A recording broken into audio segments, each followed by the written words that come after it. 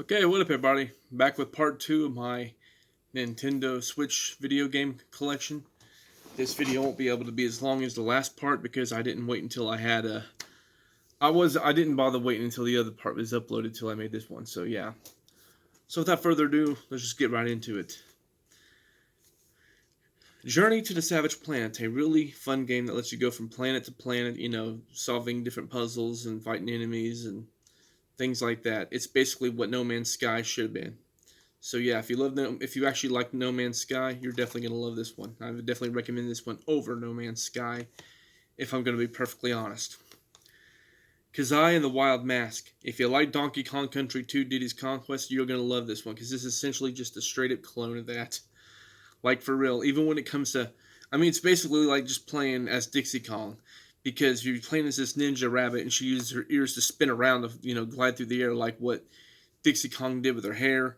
And she even picks up little barrels and things like that with her ears and throws like what Dixie Kong did with her hair. So again, and yeah, it's a side-scrolling platformer. The puzzles even feel the same when you go to the little bonus levels and stuff. Again, just like Donkey Kong Country 2 Diddy's Conquest, which that's a good thing. I love this game. I love Donkey Kong Country 2 Diddy's Conquest, one of my all-time favorite games. If they was to make a Donkey Kong HD collection, and they was to release Donkey Kong Country 1, 2, and 3 on that collection, I'd buy that day one. I would pre-order that because I love those games. So yeah. Next one here is Kirby Star Allies.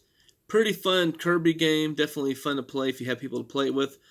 My only problem with it is the boss fights are very recycled.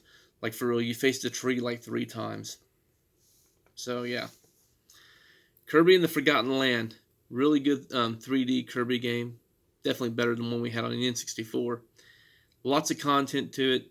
The bosses are actually well stretched out. It doesn't feel repetitive and everything like what Star Allies did. So, yeah. Definitely recommend this one. It's really good. It's a must-have if you're a Nintendo Switch owner. Just saying, if I was to make a top 10 must-have Nintendo Switch game list, that would be within the top 10. Like, for real.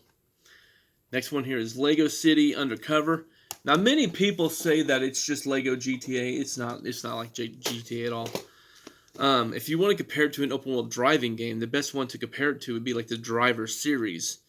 Because you play through the story. It's pretty much the same kind of story you would have got from the Driver series. You're basically just an undercover cop. Or playing through the story as a cop and going after your main villain. And even has the same kind of like music and stuff. That's what you would get from the Driver series. So yes, that's no Lego Grand Theft Auto. That's a Lego Driver. So yeah. The Lego Harry Potter collection. It's an alright collection, but they really didn't do anything at all in terms of improvements or anything whenever they brought this to modern systems. So yeah. The Lego Incredibles.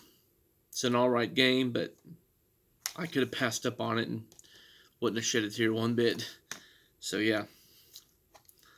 Lego Jurassic World. Really love this game, but the problem with it is they only release that to promote Jurassic World.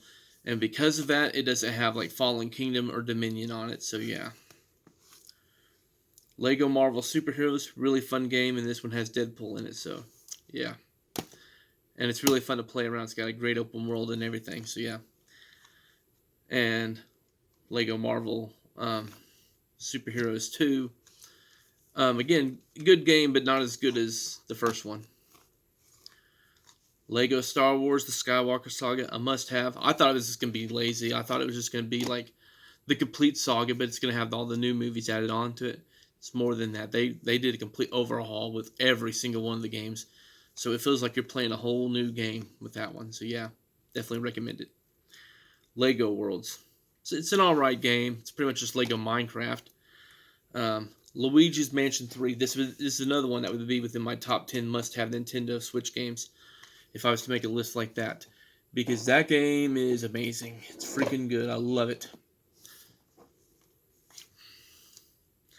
Mario Golf Super Rush. It's an alright game, but the problem with most of these Nintendo sports games now is they're being released pretty much with no content, and then we have to wait several months for the content to finally be added to them.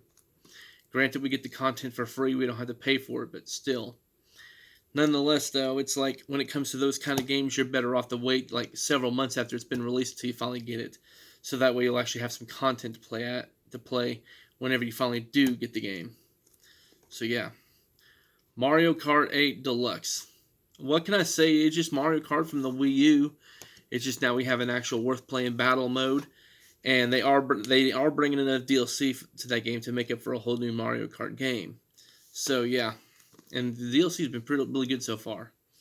So yeah, Mario Rabbids Kingdom Battle. It's basically just XCOM with Mario and Rabbids. Still a fun game and definitely one I'd recommend. I don't think it'd make it within the top 10 must-haves, but still, it's still a good game nonetheless. Marvel Ultimate Alliance 3, The Black Order. It's a good game. It does get like ridiculously hard, like out of the middle of nowhere, and which is a bummer. And it's nowhere near as good as the first two games. It's just not. So yeah. Miitopia, a really fun RPG that allows you to play as your Miis and stuff. You create all the Miis that are going to be within this game with every single character. So it's really good. I love it. It's a really little fun, cutesy game or whatever you want to call it. Another game from one of my favorite genres, being the Overhead Dungeon Explorers, is Minecraft Dungeons Hero Edition. This is one I asked for as a Christmas gift or whatever one year. So yeah. Pretty good game, but yeah, it's not as good as other Dungeon Explorers, though. It's just not. Monster Boy and the Cursed Kingdom. Definitely recommend this one. It's a really challenging side-scrolling platformer, but it is really, really good. And the intro video is awesome. It's like one of those classic, like, anime type of things or whatever, I'm not one for anime, so yeah. And then the last one that I can show off for this video is Monster Jam Steel Titans. Not much I can say about it. It's a mediocre game, so yeah. See you all next time. You all take care. God bless and peace.